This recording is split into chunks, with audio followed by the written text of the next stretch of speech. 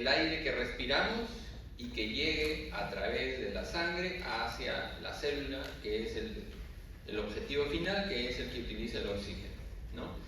Y extraer el gas, que es el CO2, y eliminarlo a la atmósfera, ¿no? Pero para que esto ocurra, tiene que haber una mezcla entre la circulación y el movimiento de aire, que es la ventilación. En general, nosotros sabemos que el aire tiene una presión parcial homogénea independientemente de la altura en la que nos encontremos, que es 20.9 o 21%, ¿no?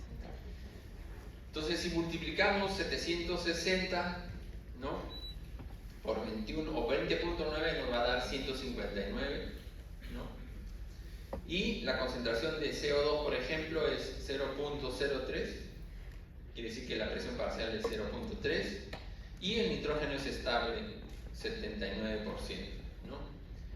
La diferencia está en que el aire que está afuera, ¿no?, prácticamente no tiene vapor de agua.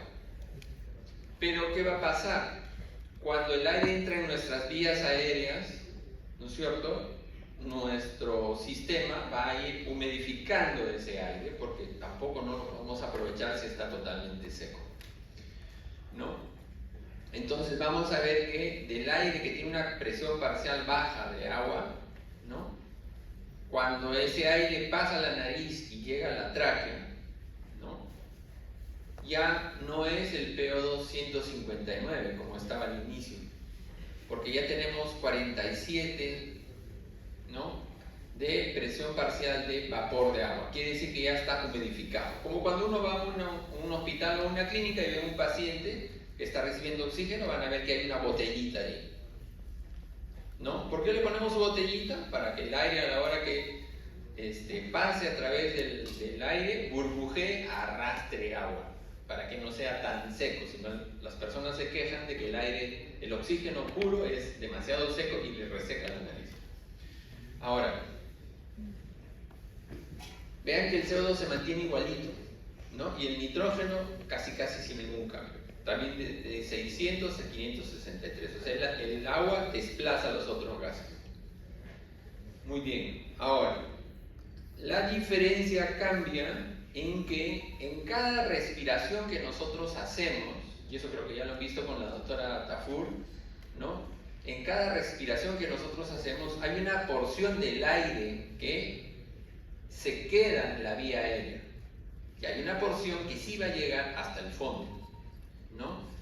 Y cuando volvemos a expirar, botamos el aire, y hay una porción que se queda en la tráquea, ¿no?, y que al momento de inspirar jalamos ese aire sucio, por decirle de alguna manera, ¿no?, que ya está parcialmente usado, y lo mezclamos con el aire fresco o nuevo que llega de afuera.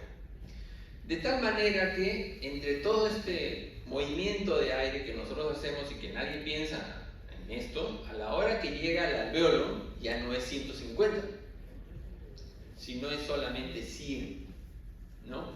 Y ya está presente una cantidad de CO2 que es 40, ¿no? El nitrógeno, miren ahí, está más o menos casi igual, de 63 subió a 73, y el vapor de agua sí es estable, ¿no? Entonces, la diferencia de transporte, eso lo van a ver más adelante, pero la diferencia es que, por ejemplo, el PO2 de la sangre venosa está aproximadamente en 40, 45, dependiendo de qué parte venga esa sangre, porque hay tejidos que extraen más oxígeno, hay tejidos que extraen menos.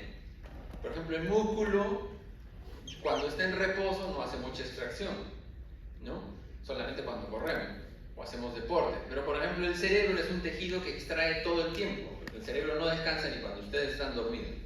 Igual pasa con los riñones, igual pasa con el corazón. Son tejidos que están extrayendo todo el tiempo. Y la diferencia, por ejemplo, del CO2 es de 46 contra 40. ¿Se dan cuenta?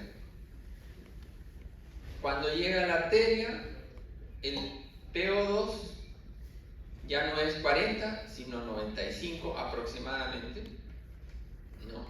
El PCO2 es 40, ¿no?, y el pH es 7.4. Y la saturación entre 95, 97, 98. Con la pandemia todos han comprado un aparatito, me imagino, en casa, el saturómetro, ¿no es cierto? ¿Tienen todos saturómetro en casa, no? Sí, la gran mayoría tienen saturómetro en casa. Gracias a la pandemia la gran mayoría se consiguió un saturómetro, ¿no? Y si se miden van a ver que de repente tienen 98, otras veces tienen 97, otras veces tienen 99, ¿no? Eso como que tiene una pequeña variación. Muy bien, entonces, resumen de la ventilación, ¿no? Este gráfico que es tomado del WEST, ¿no? Nos habla de que la vía aérea tiene una parte de transporte, ¿no? Que es lo que estábamos comentando desde el principio, y ya cuando aparecen los alvéolos que se van agregando a la vía aérea se convierten en bronquiolos respiratorios, ¿no? Y ya deja de ser la zona conductora para pasarse en la zona respiratoria. Entonces, esa zona que solamente conduce se le conoce como espacio muerto, ¿no? Y obviamente el espacio muerto empieza no solamente en la tráquea, empieza desde la nariz. Y si nos enfermamos y nos conectan a una manguera, ¿no? Que se conecta a un ventilador, por decirle, ese espacio muerto incluye la manguerita que llega hasta que llega al ventilador. Toda la conducción desde el inicio del ventilador hasta que llega hacia los bronquios terminales, ¿no?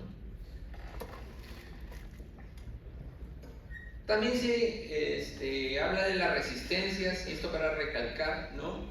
Que la resistencia es la dificultad que obtiene o que expresa o que recibe el aire conforme va transportándose o va moviéndose, ¿no?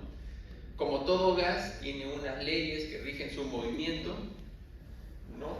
Igual es igualito que es un principio de fluidos. Mientras más estrecha sea la manguera, más dificultad hay para el pasaje de ese fluido en general. Pero, sin embargo, las vías aéreas, como se van dividiendo por dicotomía en dos, en dos, en dos, en dos, las áreas al final se van sumando, de tal manera que la resistencia va disminuyendo conforme va cayendo el grosor de la manguerita, en este caso de la tráquea, ¿no? Hasta llegar a la parte final, que es casi plana. Miren cómo el número de vías aéreas generadas en la tráquea empieza en 0, comienza a subir, y conforme nos vamos ramificando, ya estamos hablando de millones de vías aéreas que se van sumando hasta llegar al alveolo.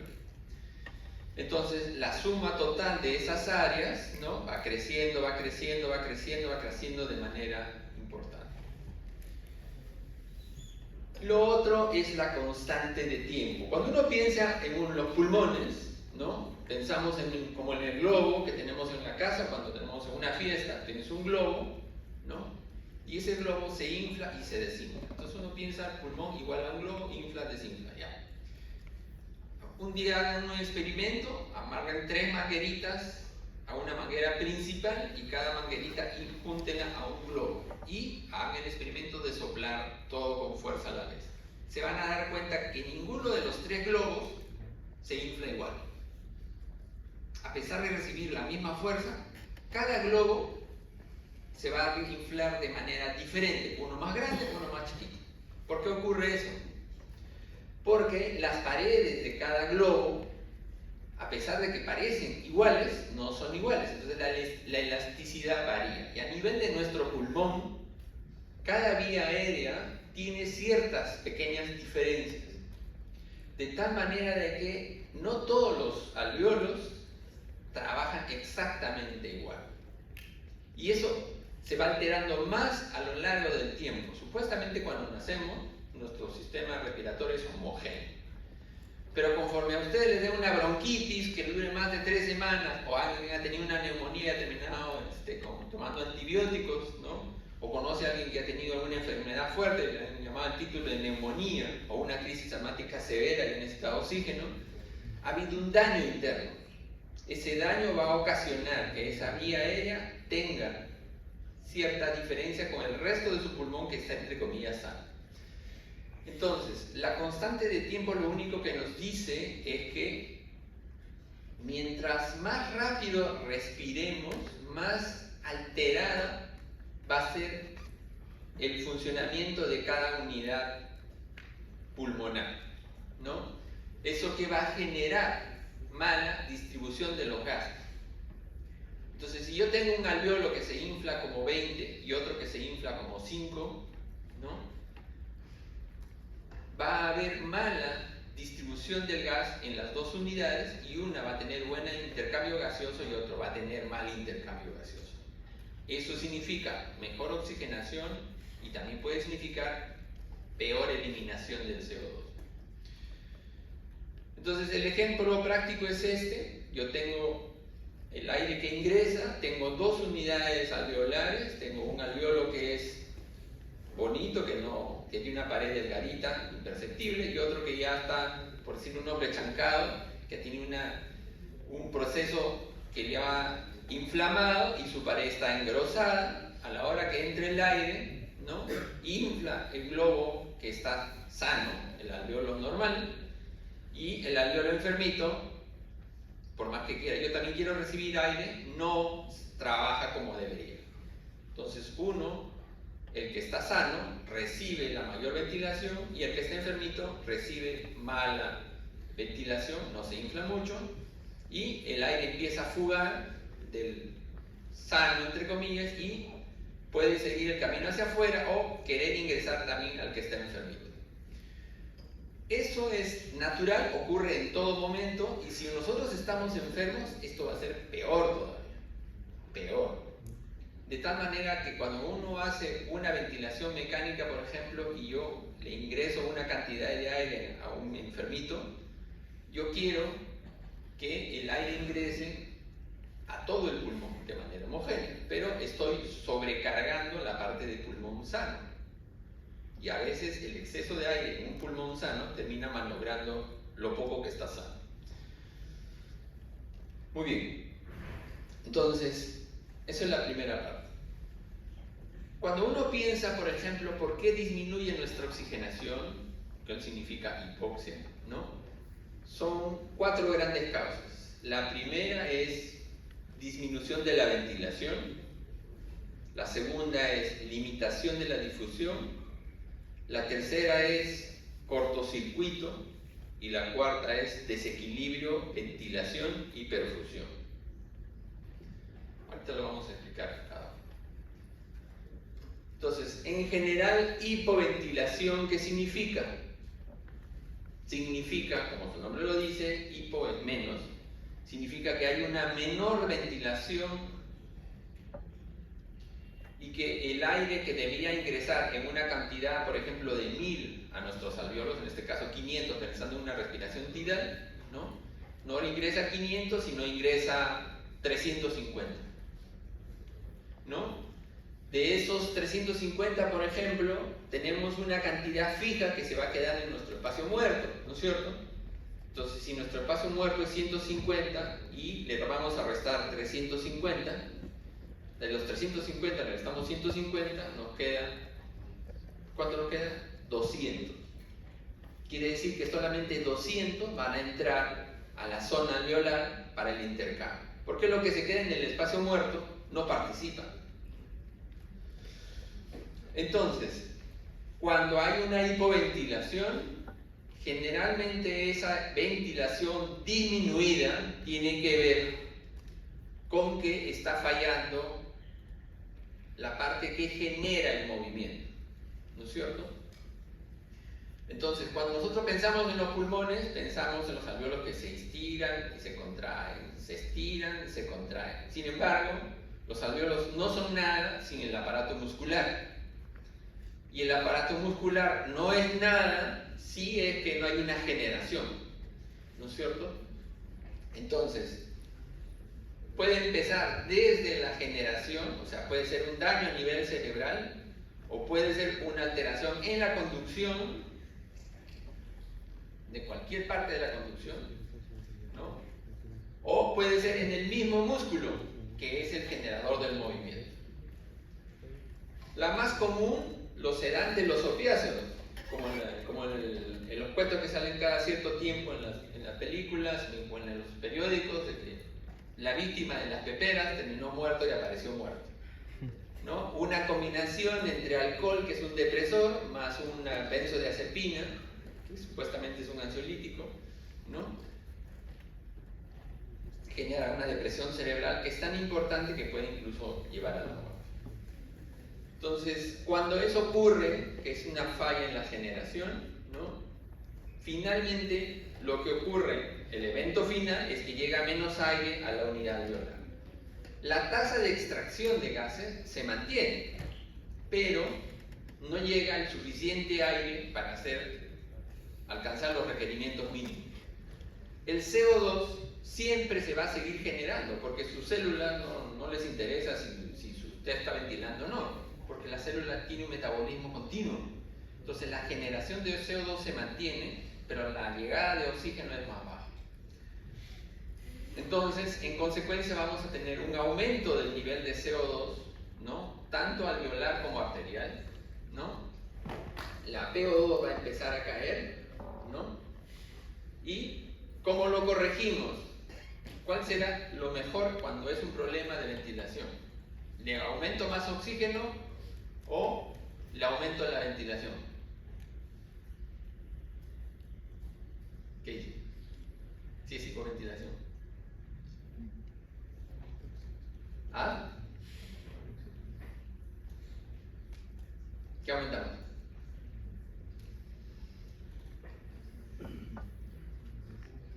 Oxígeno, dicen, ya, 1. Oxígeno. ¿Qué dicen ahí? Para los jóvenes. Oxígeno o ventilación. Ya, la mayoría dice oxígeno. No, lo mejor es ventilación. ¿Por qué? Porque el oxígeno, si lo aumento, si la ventilación se mantiene baja, no le voy a dar un gran beneficio y el CO2 va a seguir subiendo. Lo mejor es aumentar la ventilación.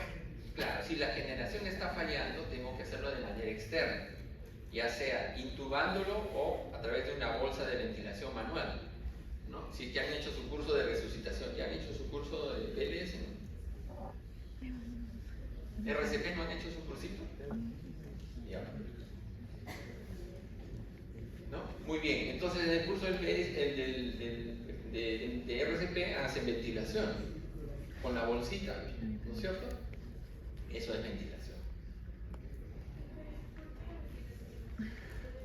Claro, porque si yo solamente le aumento el oxígeno, el CO2 se va a mantener alto, y si la ventilación es muy baja, por más que sea oxígeno 100% puro, no voy a alcanzar las demandas necesarias o los requerimientos mínimos. En cambio, si aumento la ventilación, rápidamente los trastornos se corrigen. La otra, de manera sencilla, es limitación de la difusión, ¿no? Esto lo vamos a ver más en la clase del Dr. Walter, simplemente para recalcar que cuando hay alteraciones en la membrana va a haber una dificultad para la transferencia de los gases, ¿no? La causa más común es engrosamiento de la membrana, y la causa menos común es disminución de la PO2 inspirada. Disminución de la PO2 inspirada no es tan poco común en nuestro país. ¿Por qué? Porque nosotros vivimos en Lima, vivimos a 760 de presión barométrica, pero tenemos gente como yo, que soy de Arequipa, que están a 2300, ¿no? Hay gente que es de Cajamarca, que es 2700, hay gente que es de Cusco, que están a 3200, 3300, hay gente que es de Puno, que es 3800. Muy bien, entonces cuando estamos en la altura, ¿no? La presión barométrica cambia, y al ser disminuida o menor la presión barométrica, la PO2, ¿no? Inspirada va a ser menor. Entonces, en Arequipa ya no es 760, sino es más o menos 600. Pero si nos vamos a Cusco, ya no es 600, sino es 500. Y si nos vamos a Puno, es 450. Entonces calculen eso y multipliquen por 0.21 y se van a dar cuenta que ya no llegamos ni siquiera a 100. En algunas situaciones llegamos a 60 o o a 80. Entonces la diferencia, lo que es el delta de transferencia, ya es más pequeño. Y el máximo de PO2 que podemos alcanzar es el máximo que nos ofrece el ambiente. Entonces, si yo estoy en 1, no voy a esperar que voy a meterme en mi saturómetro y voy a saturar 97. Jamás. ¿No? Lo normal para un nativo de la altura es 93, 94, dependiendo de la altura. Y si nosotros, bueno, yo ahorita ya tanto tiempo viviendo en Lima y ya parezco costeño, si yo voy a Puno, le pongo mi saturómetro, estoy en 88. ¿No? Si alguna vez cuando viajen lleven su juguete en el bolsillo y se van a asustar. Muy bien. La siguiente es el cortocircuito, ¿no? El famoso cortocircuito pulmonar. Y el ejemplo práctico del cortocircuito es en la sangre llega un PO2 que está en 45 aquí, pasa, pero no pasa por el alveolo, sino pasa de frente, no llega a tener contacto con una unidad alveolar, porque esa unidad alveolar está cerrada, entre comillas, y por lo tanto pasa sin sufrir ningún intercambio y vuelve a salir. Y salió exactamente igual como entró. Eso se conoce como cortocircuito o shunt.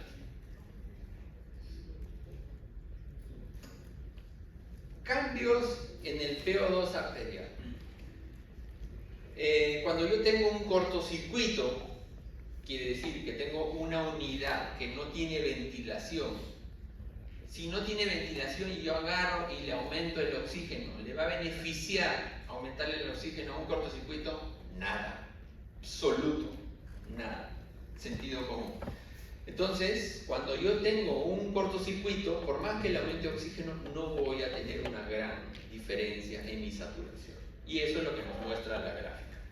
Entonces, dependiendo del cortocircuito, cuando el cortocircuito es 0, le ponemos oxígeno y hay un cambio importante en el PO2 arterial. Si el cortocircuito es solamente 10%, sube, pero más lenta la pendiente. Pero si el cortocircuito es 20%, demora en subir el PO2. Si el cortocircuito es 30%, más lenta la subida, y si es 50%, prácticamente no se mueve la curva, ¿no? Entonces, dependiendo del porcentaje del cortocircuito, ¿no?, es mucho menos el beneficio, ¿sí? Entonces, el cortocircuito significa que la sangre pasa por una unidad donde no hay ventilación. Simplemente pasaje de sangre sin contrapartida de ventilación.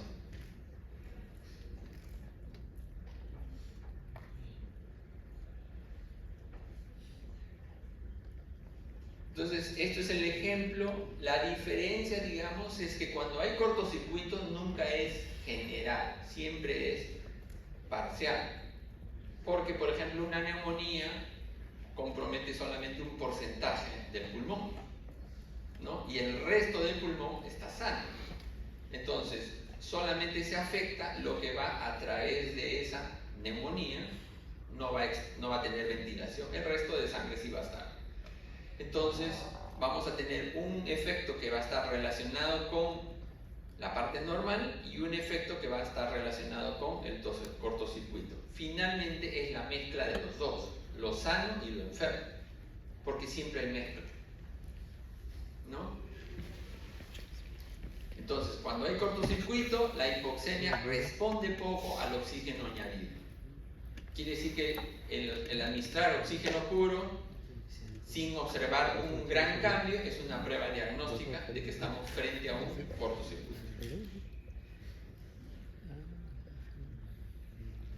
Ahora vamos, sí. Una pregunta, ¿el cortocircuito en qué tipo de enfermedades sucede? El cortocircuito es cero ventilación, ¿no? Puede ser, por ejemplo, yo tengo una malformación cardíaca, ¿no? Y tengo una comunicación, un CIB, entre ventrículo derecho y ventrículo izquierdo. Ahí tengo un cortocircuito. Por ejemplo, ¿no? Ese es un extremo. Hay lo que se conoce, ya van a ver en el siguiente capítulo cuando hagan cardiología, ¿no? Por ejemplo, ¿cómo se llama?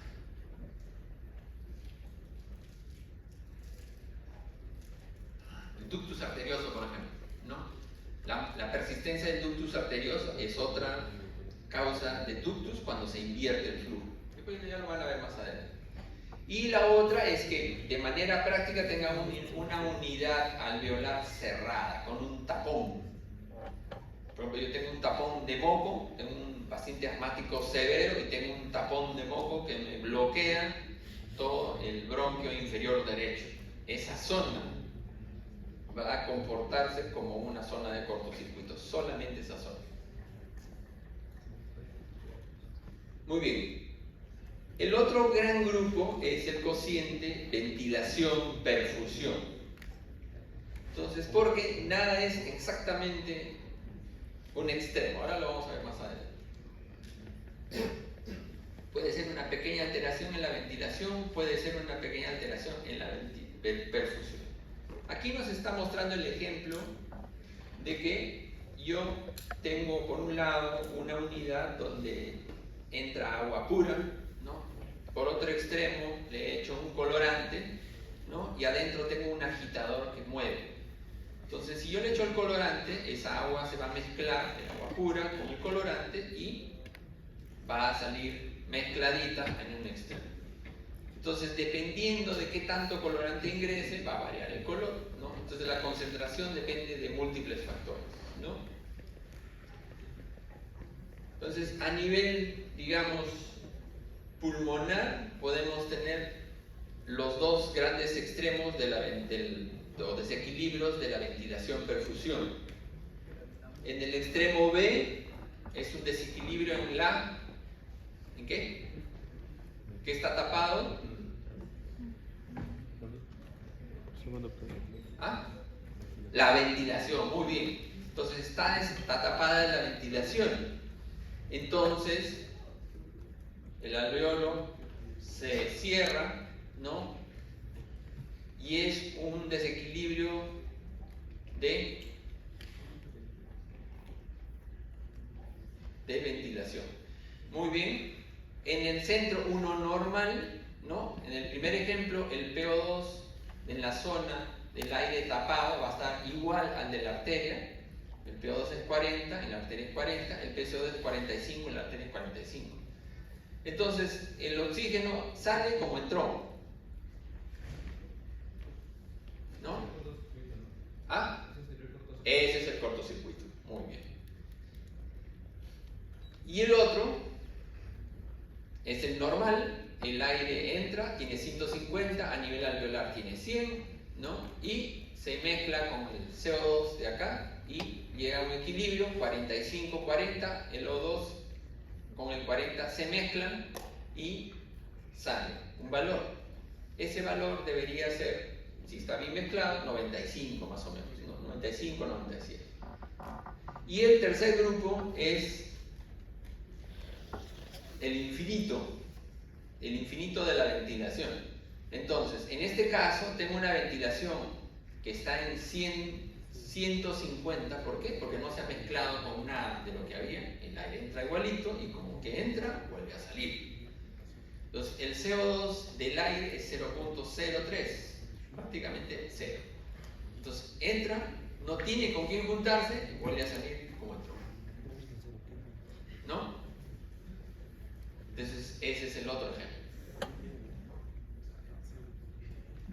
Y esto solamente lo vamos a ver cuando tengamos, por ejemplo, un tapón en la arteria pulmonar. Vale decir,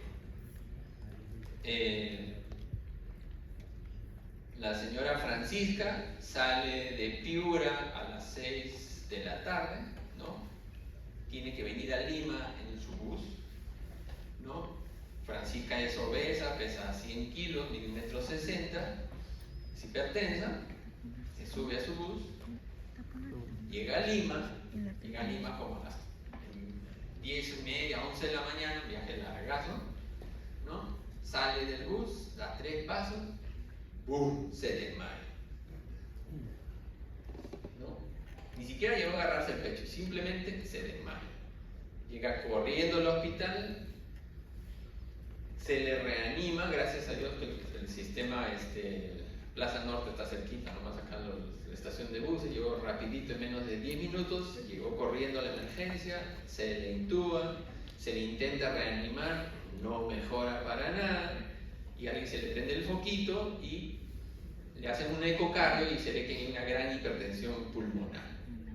Entonces se le hace una trombólisis, se le pone una sustancia para disolver el coágulo y mejora su saturación, que estaba en 40, por más que estábamos resucitándola no mejoraba, se le pone su trombolítico, se disuelve el trombo y su saturación comienza a subir milagrosamente, en menos de 10 minutos se normaliza casi. Y el paciente se va recuperando lentamente, ¿no? Un coágulo que obstruye la mitad de la arteria pulmonar, ¿no? Pero que puede ser tan severo que puede acabar con la vida de los pacientes. Entonces, ese es un ejemplo, por ejemplo, del caso serio. Entonces, la ventilación se va, como en este caso, al infinito, ¿no? Y es un BQ que, si somos modelo matemático, diríamos que ventilación 1000 o ventilación 100, y como el flujo es 0.001, nuestro cociente BQ sale enorme, ¿no? Pero con muy poca sangre. Al final de cuentas el efecto es inútil. Muy bien, entonces en los desequilibrios BQ oscilamos en los dos grandes extremos, ¿no?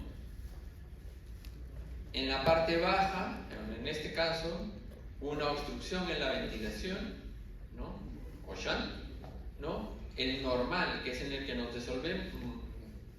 desempeñamos o nos movemos todo el tiempo, ¿no? Y un aumento en el BQ por alteración de la perfusión, ¿no?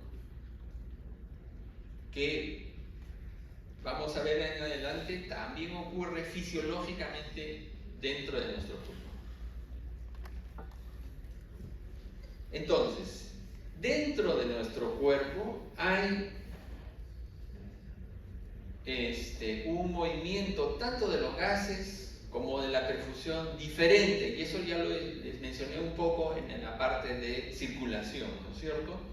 Entonces, si nosotros comparamos las curvas, ¿no?, de relación BQ, la otra curva de flujo sanguíneo y la otra curva de ventilación, y lo relacionamos con el número de la costilla que estamos evaluando, ¿no?, nos vamos a dar cuenta de que en la base del pulmón tenemos un flujo sanguíneo alto, tenemos una ventilación alta, y conforme nos acercamos hacia la parte superior del pulmón, cuando estamos de pie o sentados, vamos a ver que la ventilación disminuye de manera importante, el flujo sanguíneo peor todavía, se va prácticamente al piso, ¿no?, a cero, ¿no? Pero el BQ, miren cómo sube hasta el techo, ¿no? Entonces la relación BQ no es homogénea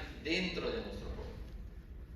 Claro, la salida final sí, pero todo el cociente BQ es diferente a lo largo o dentro de nuestro cuerpo.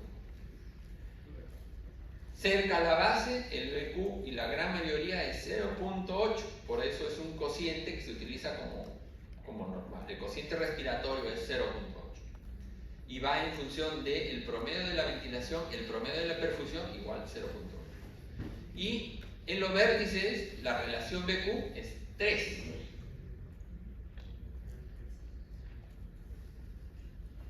¿Por qué ocurre esto? En primer lugar, con respecto a la ventilación, recordemos este gráfico de la malla. ¿Dónde está la mallita? El gráfico siempre le digo que me gusta mucho, ¿no? Es el gráfico ejemplo que está en el GAN, ¿no? Y es la malla pulmonar, ¿no? Es el ejemplo de una malla, de una red que la estiran, ¿no?, y la cuelgan con pesos abajo, la cuelgan del techo y le ponen pesos abajo. Entonces, los coquitos que están en la parte superior van a recibir todo el esfuerzo de abajo, de tal manera que se van a estirar muchísimo más. Entonces, los alvéolos que están en el ápice hacia arriba reciben toda la fuerza de abajo, de tal manera que están muy abiertos en todo momento del ciclo respiratorio.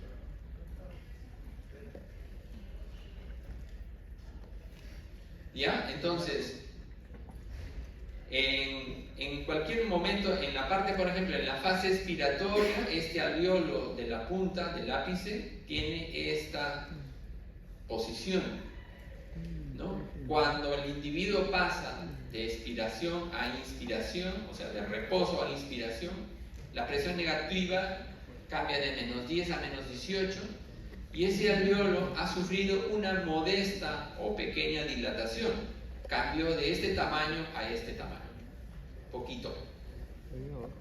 En cambio, el alveolo de la base, que estaba en reposo en este tamaño, cambió de este tamaño a este tamaño, ¿no? Entonces, el alveolo de arriba no ha crecido mucho, porque ya estaba casi expirado en su 80%. Del 80 al 100 hay una pequeña diferencia. El alveolo de abajo pasó de un 30% a un 100%, ¿no? Entonces prácticamente se triplicó de tamaño, por decir una cifra. Entonces eso ocasiona que la ventilación esté más importante en la base y menos en los ápices. De la misma manera pasa con la perfusión, ¿no? Ya el otro día revisamos, el viernes pasado, que la perfusión depende mucho de la altura, ¿no? La gravedad influye mucho. Entonces, en esta pequeña altura, que son menos de 35 o 40 centímetros, dependiendo de la altura de las personas, vemos un cambio en la perfusión, ¿no? Las arteriolas de la base tienen este grosor, igual que sus capilares, y los de arriba ya son como si fueran un dibujito de lápiz. Están tan estrechos que con las justas pasa por ahí uno que otro glóbulo rojo y ajustado todavía, ¿no? Y de manera intermitente. Entonces, el flujo sanguíneo de los ápices es muy, muy pequeño, tanto que los libros dicen 0, pero no existe el 0 porque el 0 es igual a muerte. Entonces, esos capilares, esas arteriolas de los ápices sí tienen un flujo sanguíneo, pero es intermitente y muy débil, ¿no? Es como regar una planta, la planta si no echas agua se muere. Entonces, igual estos capilares de los ápices sí tienen un flujo sanguíneo, pero es muy pequeño, muy intermitente, de tal manera que no colabora mucho o no es importante a la hora de sumar oxígeno. ¿Ya? Entonces, conforme va bajando la perfusión, la altura, digamos, del pulmón, ¿no? Conforme voy bajando, la perfusión va aumentando de manera importante, la ventilación también va aumentando de manera importante, y el BQ que estamos viendo, acá es 0.8 y acá es 3. ¿No? Nos acordamos de las zonas de West, nuevamente nos torturamos con las zonas de West, ¿no? Acuérdense, en la zona 1, ¿no? La presión alveolar es tanta que vence a la arterial y a la venosa. Conclusión, prácticamente no hay flujo sanguíneo. En la zona 2, la arterial ya es mayor que la alveolar y mayor que la venosa, entonces hay un poco de flujo y conforme voy descendiendo el flujo va aumentando. Y en la zona 3 ya la arterial es mayor que la venosa y mayor que la alveolar. Conclusión, el flujo sigue aumentando de manera importante. Entonces, en este gráfico finalmente vamos a ver que en la parte de arriba las arteriolas son delgaditas, las paredes de los alveolos están muy estiradas, flujo prácticamente 0 y ventilación menor. En la base, paredes más gruesas, que significa que tienen más flujo sanguíneo y eso permite que haya mayor perfusión, ¿no? Y en el momento de la respiración, de cada inspiración, esta parte inferior va a recibir una mayor ventilación. Eso, si yo tuviera un aparatito y le pudiera poner endoscópicamente un sensor en cada sitio, en cada salida, ¿ya? Venosa, ¿no? Yo pongo un sensor en la parte de la salida del capilar alveolar, ¿no? En la parte baja, mi sensor me va a decir que el PO2 final es 85, por decirlo, o 90, digamos, acá es 90. Conforme me voy alejando de la base, voy subiendo. Ya estoy en el punto medio, ya estoy en 100. Check. Voy alejándome del centro y me estoy yendo hacia arriba. Ya estoy en 110, ¿no? Ya estoy en 3/4 partes de altura, ya estoy en 120. Me fui hasta el extremo distal, 140. Entonces, ese glóbulo rojo que estuvo arriba pudo extraer la máxima cantidad de oxígeno, ¿no? Pero ¿cuántos fueron? 1, 2 gatos. Entonces la cantidad de oxígeno que viene de arriba es prácticamente 0, ¿no? Entonces, en general, digamos, nosotros lo que sale ya y llega por las venas pulmonares a la aurícula izquierda, ¿no? Es la suma de todos los capilares, Entonces, si nosotros medimos arriba en los ápices, vamos a ver que el volumen movido es de 7, ¿no? Abajo es 13, ¿no? El flujo, ¿no? 0.007, el flujo de sangre, y abajo 1.29, el flujo aéreo 0.24 arriba, abajo 0.82, ¿no? La relación BQ en la puntita 3.3, abajo 0.63, ¿no? El PO2 arriba, si ese glóbulo rojo que está pasando por la puntita lo puedo medir, llega hasta 132. El que pasa abajo llega solamente a 89, ¿no?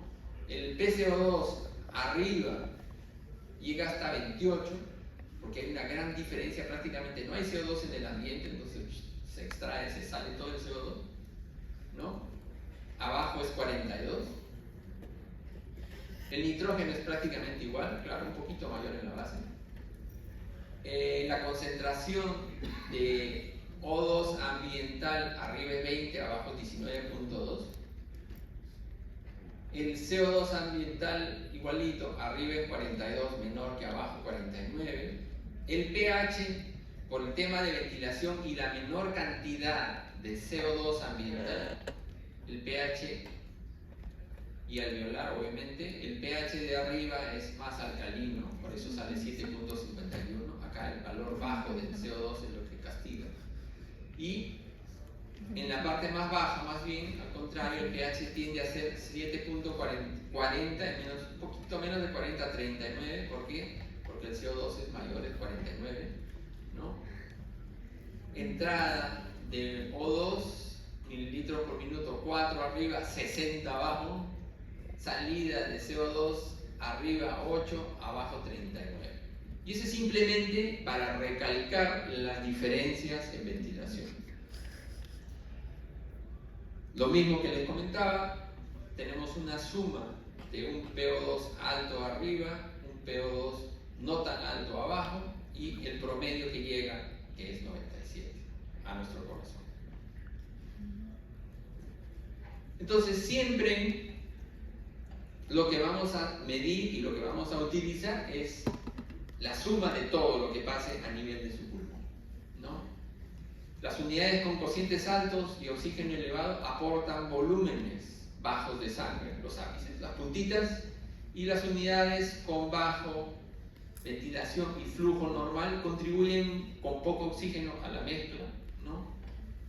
Las unidades que están sanitas tienen una buena ventilación, un buen flujo, aportan una buena cantidad. Lo que nosotros medimos siempre es el promedio, ¿no? Entonces, más unidades sanas, mejor aporte, más unidades enfermas, menor aporte. Entonces, siempre medimos el promedio. Entonces, ¿cómo varían los gases según el BQ? Nuevamente para lo mismo, ¿no? Según la relación BQ, ¿no? El PO2 puede estar desde 50, aquí en 0.8 comienza a subir, ¿no? Y cuando el BQ se va para arriba, ¿no? Este valor puede llegar hasta 150. El CO2 de la misma manera va cayendo, ¿no? El oxígeno hacia el final del capilar, dependiendo del BQ, también va subiendo, ¿no? Y el PCO2 va bajando dependiendo de la ventilación. Ahora, entonces, si pudiéramos medir y medimos flujo de ventilación y flujo de perfusión, deberíamos encontrar que tenemos estas dos líneas juntas, de tal manera que la ventilación y la perfusión están acopladas, ¿no? Quiere decir que están sincronizadas y entonces el BQ es óptimo. Y este ejemplo ya lo hemos visto, pero con valores, ¿no? Cuando está obstruida la ventilación, el oxígeno se mantiene igual que como entró y el CO2 se mantiene igual que como entró. En el normal es 100 de oxígeno, 40 de CO2, en realidad no es 100, bueno, es lo que sale, ¿ya? Y en los casos de alteración de la perfusión, ¿no? Vamos a encontrar que el PO2 es 150, perdón, y el CO2 es 0, pero no va a haber pasaje a la sangre. Si pasara un poquito, tendríamos un PO2 pues elevado a 150, ¿no? Y un CO2 bajo. Pero dependiendo siempre de la cantidad de sangre que pasa por ahí.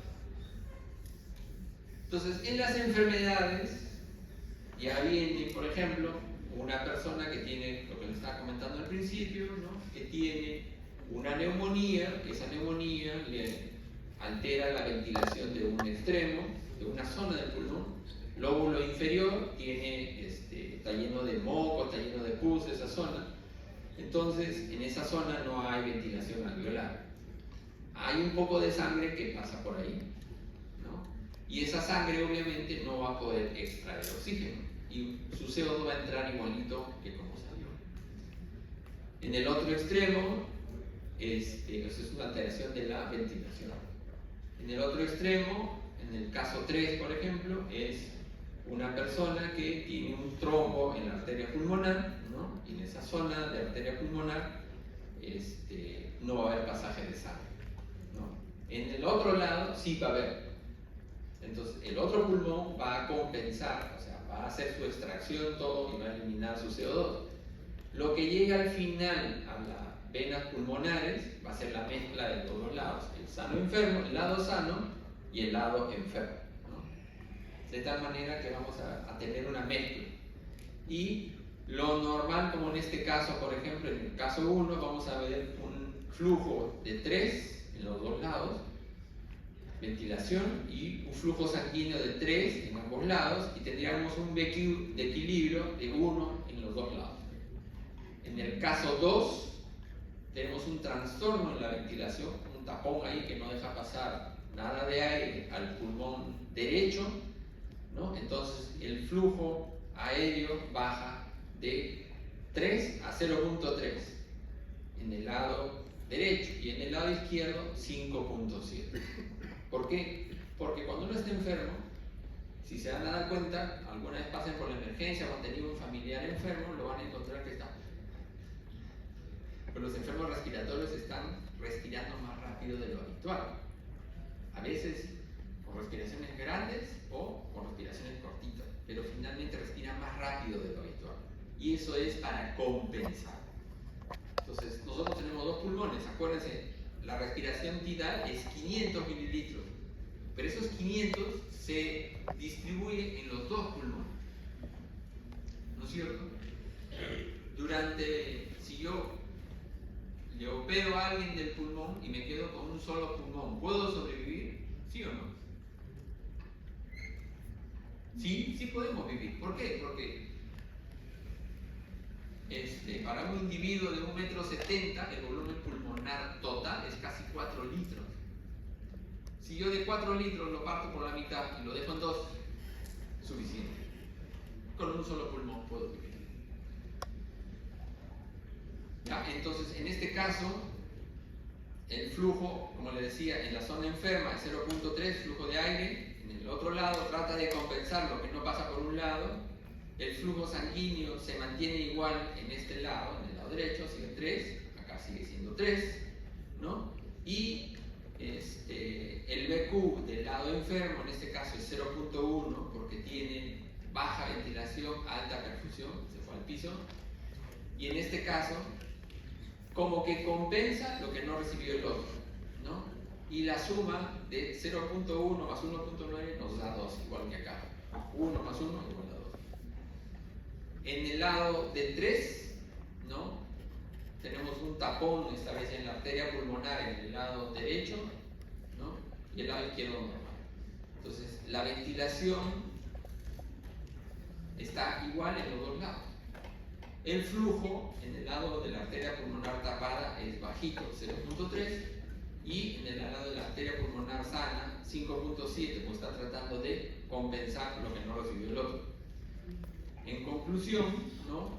Vamos a tener, miren, aquí un BQ extrañamente alto, 10, y aquí un BQ más bien de 0.5, ¿no? Entonces va a haber una compensación y siempre vamos a tener una mezcla. Hay enfermedades como el enfisema, por ejemplo. En el enfisema lo que vamos a tener son rupturas de septos alveolares. Vamos a tener unidades aéreas grandes, ¿no? Pero que ya no son paredes alveolares, son huecos. Son huecos de aire que entra al pulmón y que sale. Si yo le hago una espirometría y le mido su volumen, me puede salir en 1,5 litros, ¿no? Entonces yo digo, sí tiene 1,5 litros, excelente. ¿Por qué su saturación está en 88? ¿No? Si el doctor Valía me ha dicho que con eso debería compensar. El aire entra, sí entra, pero los alveolos están rotos, ya no tienen capilares. Entonces ese aire entra y se vuelve a salir sin participar en el intercambio. Entonces, en los enfisemas estamos hablando de aire que entra a una unidad que ya no tiene la misma pared y que por lo tanto la red capilar está disminuida y por lo tanto el intercambio también está alterado. Entonces, hay un desacoplamiento entre lo que vendría a ser el flujo sanguíneo y lo que es la ventilación. Entonces uno ve una gran ventilación y un flujo sanguíneo menor. Entonces, las 4 causas de la hipoxemia, si nosotros le administramos oxígeno, en el caso de la hipoventilación, si yo le aumento oxígeno, ¿no? Voy a ver una respuesta. Va a haber una diferencia alveolo arterial. Si yo le mido la gradiente con mi formulita, eso lo van a ver ya después en la clase del Dr. Walter. Si yo mido la gradiente, cuando hay hipoventilación, mi gradiente me va a salir normal. ¿Por qué me va a salir normal? Porque el oxígeno va a estar disminuido, pero el CO2 va a estar muy elevado. Entonces no es una enfermedad de la membrana, sino es un problema de concentración, de mala ventilación. Cuando hay limitación de la difusión, sí vamos a encontrar una gran diferencia en la gradiente alveolo arterial. Esta también responde al oxígeno, por eso tengo un paciente que tiene una enfermedad tipo fibrosis pulmonar, le pongo oxígeno y el paciente mejora su saturación. Cuando hay cortocircuitos o shunts, cuando es pequeño,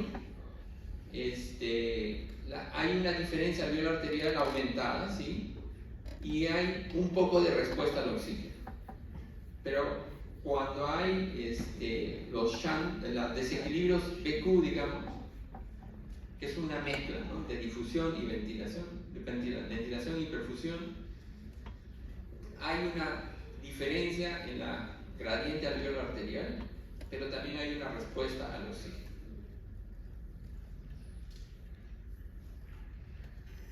Entonces, el cociente BQ es un promedio que sale 0.8 entre la ventilación alveolar, 4, y el gasto cardíaco 5. De ahí sale el 0.8.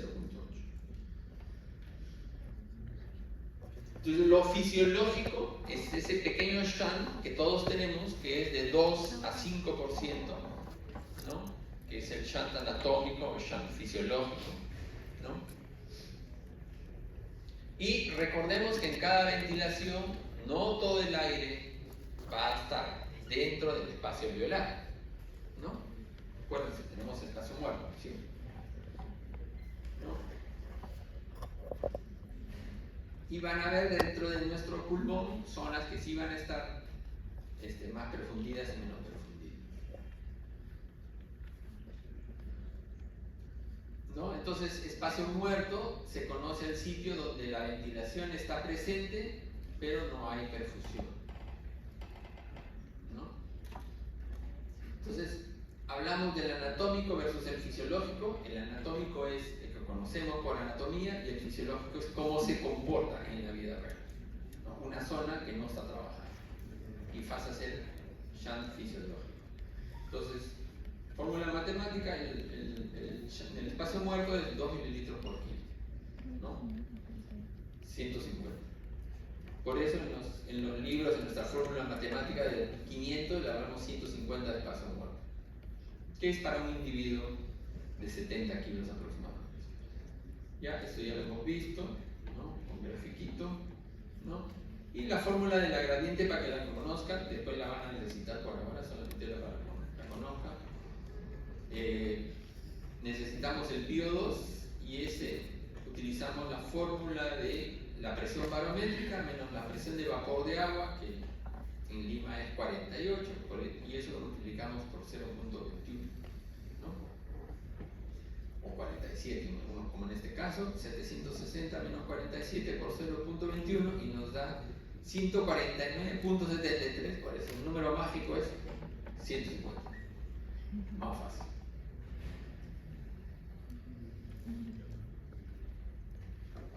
Entonces, para terminar, las 4 causas de hipoxemia entonces son hipoventilación, 1, alteración en la difusión, el cortocircuito, ¿no? Y la mezcla de los dos, que son desequilibrios entre la ventilación y la perfusión. Las 2 causas de hipercapnia, retención de CO2, son la hipoventilación y el desequilibrio ventilación-perfusión. El cortocircuito es la única causa de hipoxemia en la que la PO2 arterial no se altera con la administración de oxígeno puro.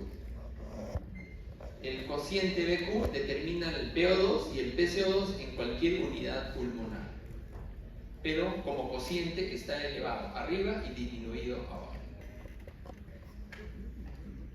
El desequilibrio ventilación-perfusión disminuye la eficacia del intercambio en los pulmones para todos los gases, tanto para el CO2 como para el oxígeno. Sin embargo, muchos pacientes con BQ alterado pueden tener una PO2 arterial normal, PCO2 normal, porque se compensa con el nivel de respiración que uno hace. O sea, eso lo vamos a hablar más adelante, nuestro cerebro dice, yo necesito tanto de oxígeno y punto. Y para eso te ordena respirar más rápido. Y lo hacemos de manera involuntaria, ¿no? Entonces, el objetivo es mantener un nivel y el cerebro te hace que eso se mantenga sí o sí, ¿no? La diferencia alveolo-arterial de PO2 es una medida útil para medir el desequilibrio y eso se calcula utilizando la ecuación de gas alveolar, que la vamos a ver más adelante. Y ahí terminamos. Preguntas, yo sé que les he mareado un poquito con esto del BQ, ¿no? Es una parte un poquito difícil, pero en realidad es el